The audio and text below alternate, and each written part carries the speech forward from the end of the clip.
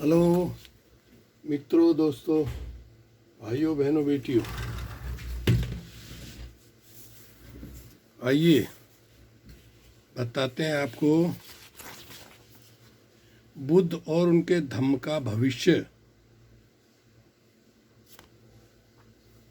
Baba Saheb doctor Ambedkar लेखक हैं और इसकी भूमिका दी है भदंत विमल कीर्ति जी ने।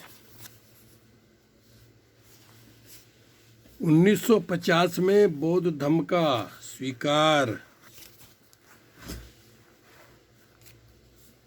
करने के निश्चय करने के साथ साथ ही डॉक्टर बाबा साहब अम्बेडकर ने उनके भविष्य के बारे में भी गहरा चिंतन किया था। विषमता रहित नए भारत के निर्माण हेतु वे स्वयं वर्षों से चिंतन एवं संघर्ष करते रहे। 1947 को भारत आज़ाद हुआ। संविधान सभा ने डॉक्टर अम्बेडकर को संविधान के मसौदा समिति का अध्यक्ष चुनकर एक ऐतिहासिक कदम उठाया।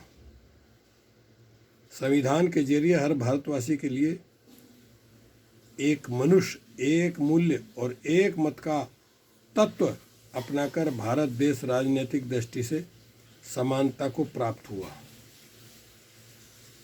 स्वतंत्रता, समता एवं बंधुता पर आधारित नव समाज के निर्माण कार्य में एक कदम आगे बढ़ा। फिर भी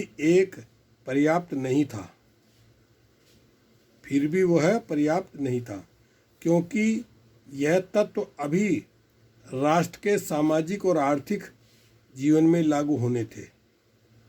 इसलिए 29 नवंबर 1949 को भारतीय संविधान सभा में संविधान पारित होते समय उन्होंने राष्ट्र को चेतावनी दी थी कि 26 जनवरी 1950 को हम राजनीतिक जीवन में समान होंगे और सामाजिक तथा आर्थिक जीवन में असमान।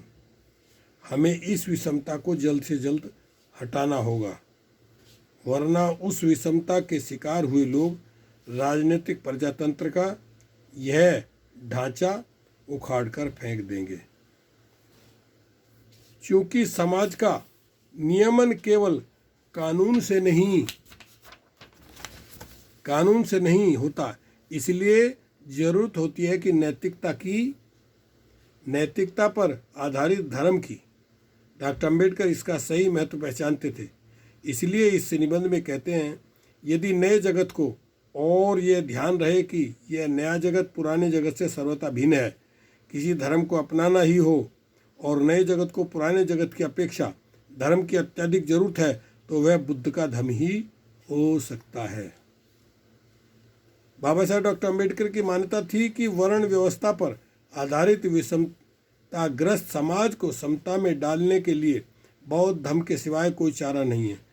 लेकिन वह बौद्ध धर्म आधुनिक युग में कैसे लागू होता है और उसके प्रचार और प्रसार के लिए क्या करना चाहिए, इन प्रश्नों पर आधारित उनका चिंतन यहाँ प्रस्तुत है। उनकी अपनी भाषा में यह लेख सर्वप्रथम महाबोधि सोसाइटी कलकत्ता की मासिक पत्रिका महाबोधि में मई 1950 में प्रकाशित हुआ था।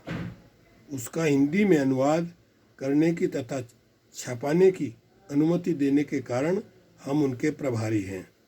धम्माचारी विमल कीर्ति जी, धम्मचक्र प्रवर्तन महाविहार, दापोडी, पुणे, 17 जनवरी 1996 का है ये।